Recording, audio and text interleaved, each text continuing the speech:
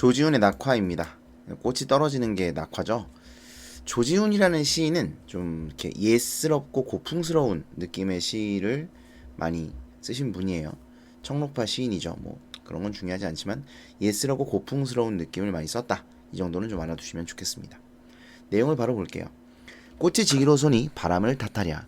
여러분, 꽃이 지는 이유는 대부분 바람에 흔들려서 바람이 꽃을 쳐 때려가지고 꽃을 떨어뜨리는 경우가 많죠.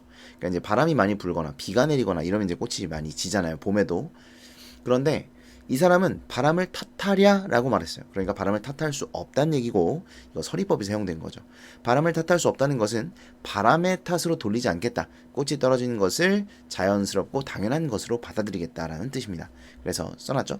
바람이 불어 꽃이 떨어지는 건 맞지만 바람을 탓할 수는 없다는 얘기예요. 자연의 섭리로서 받아들이겠다는 뜻입니다. 주렴 밖에 성긴 별이 하나둘 쓰러지고, 주렴이라는 거, 이 주렴이라는 거는 좀 알아두시면 좋겠어요. 이게 많이 나오거든요. 쉽게 말씀드리면 구슬로 만든 커튼 같은 거예요.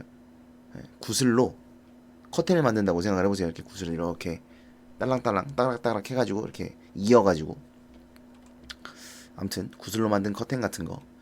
별이 쓰러지고, 여러분, 별이 쓰러진다, 별이 사라진다는 건데, 별이 사라져요. 언제 사라지죠? 아침이 되면 사라지죠. 그죠? 아침이 되면 이제 동이 트면서 햇빛이 조금씩 이제, 그런 건 사실 햇빛이라고는 안 하죠. 햇빛이 맞긴 맞는데 햇빛이라고는 안 하고 뭐 여명이라든가 동이 튼다든가 뭐 그렇게 표현을 합니다. 아무튼 해가 이제 떠오르기 전에 이미 밝아오잖아요. 그죠? 그러면 별빛들이 이제 사라지기 시작하죠. 사실 사라지는 건 아닙니다만 사라지기 시작하죠. 우리 눈에는.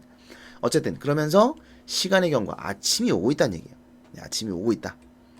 귀촉도 울음 뒤에 먼 산이 다가서다.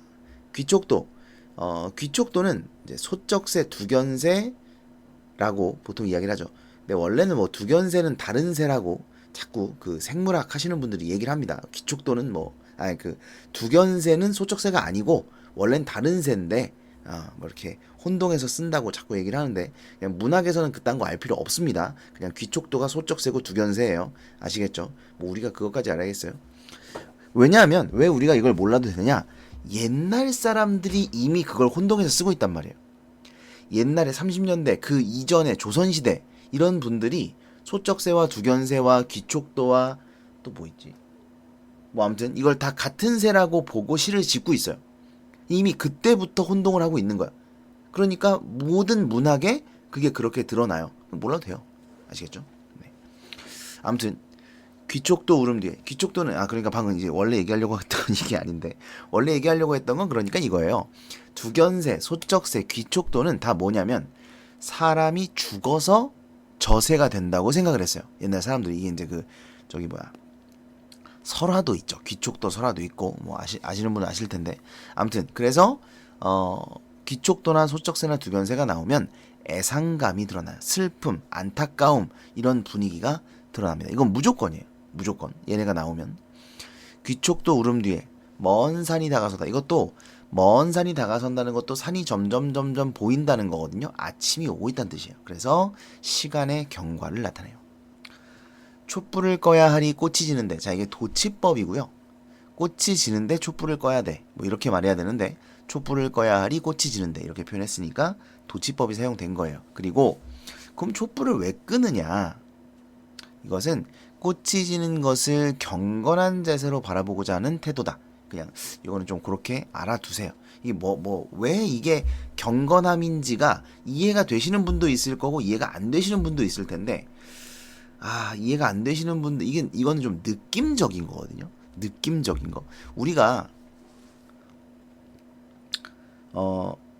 누가 지금 죽어가고 있어.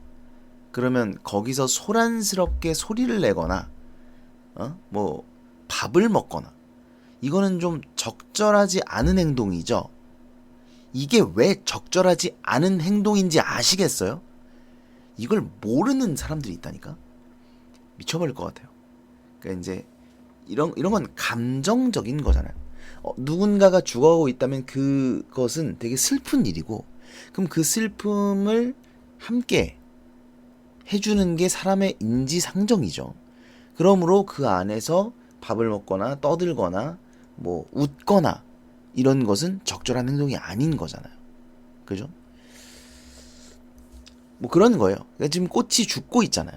꽃이 지고 있잖아. 그러니까 여기서 촛불을 끈다는 것은 그 슬픔을 함께하고자 하는 어떤 태도라고 봐야 되거든요.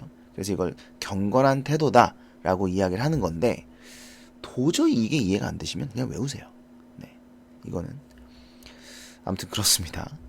꽃지는 그림자 뜰에 어리어 하얀 미닫이가 우련 붉어라.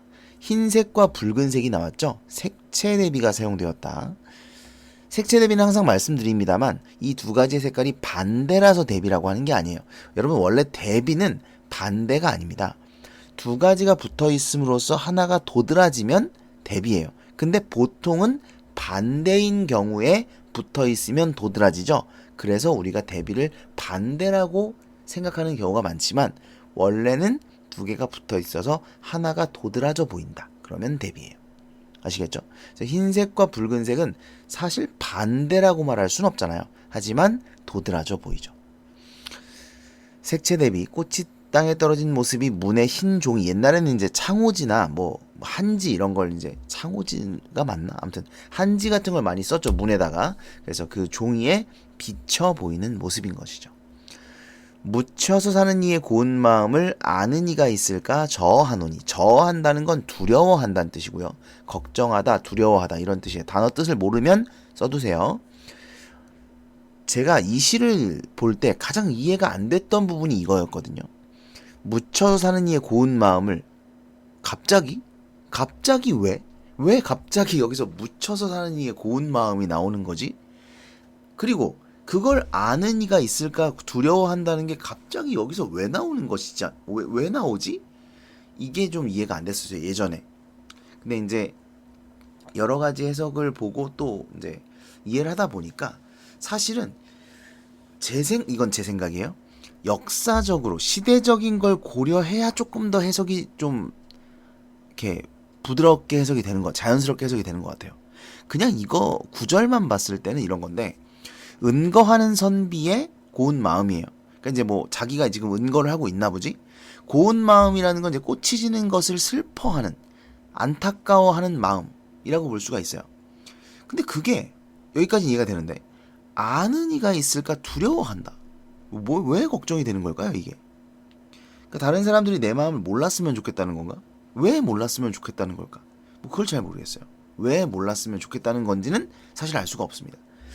뭐 이게 부끄러움인지 뭐 모르겠는데 이제 시대적으로 이거를 해석을 하면 어떻게 해석을 할 수가 있냐면 조지훈이 일제강점기 시대 사람이에요. 그래서 꽃이 지는 것을 나라의 어떤 국운이 저물어가는 것이다 이렇게 해석을 한다면 또는 뭐 나라가 망한 것이다 이렇게 해석을 한다면 나라가 망한 것을 슬퍼하고 있는데 그 슬픔을 겉으로 드러낼 수가 없잖아요. 그죠? 그게 이제 안타까운 거죠. 그래서 묻혀 사는 이의 고운 마음인데 이것을 남들이 알까 두려워한다, 걱정한다, 뭐 이런 것이죠. 자기 마음을 드러낼 수가 없는 것이고 또 그것을 드러낼 수 없는 것을 또 슬퍼하고 있는 것 이렇게 해석을 할 수가 있죠. 여기다가 써놨어요 지금. 나라가 망함으로 해석한다면 왜 나의 마음을 도드라져 드러나는 것을 걱정한다는 것을 우리가 이해할 수 있고 또 뒤에 울고 싶어라도 좀 더 이제 자연스럽게 이해가 된다는 것이죠. 아무튼 꽃이 지는 아침은 울고 싶어라. 그래서 이제 꽃이 지는 것 자체를 슬퍼하고 있다 이렇게 해석을 할 수도 있고 시대적 상황을 고려했을 때에는 나라의 망함을 슬퍼하고 있다 이렇게 볼 수 있죠. 만약에 이게 나라가 망한 것을 슬퍼하는 것이라면 맥수지탄으로 볼 수 있겠네요. 그쵸? 요거 사자성어 모르시는 분들은 알아두셔야 돼요. 그래서 이렇게 해석을 한다면 맥수지탄이다 이렇게 볼 수 있다는 겁니다. 됐죠? 자, 내용을 한번 정리를 해볼게요.